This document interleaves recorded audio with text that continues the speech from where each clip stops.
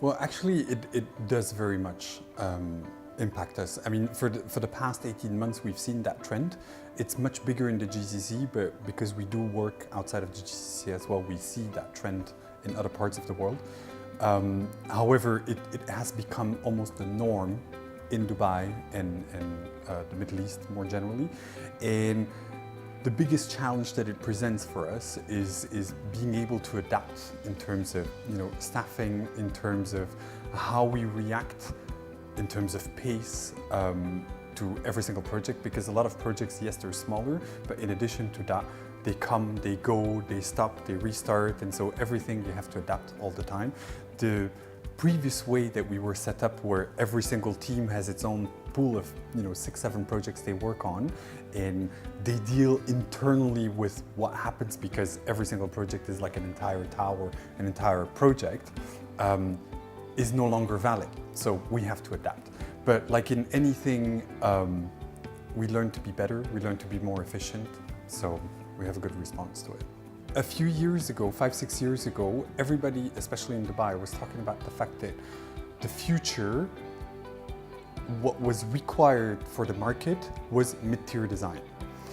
And actually, when you looked at a little bit further down, what was meant by mid-tier design was not just a cookie-cutter recipe like a Novotel or an Ibis, it was lifestyle brands. So operator wanted to go for something which is more and more unique.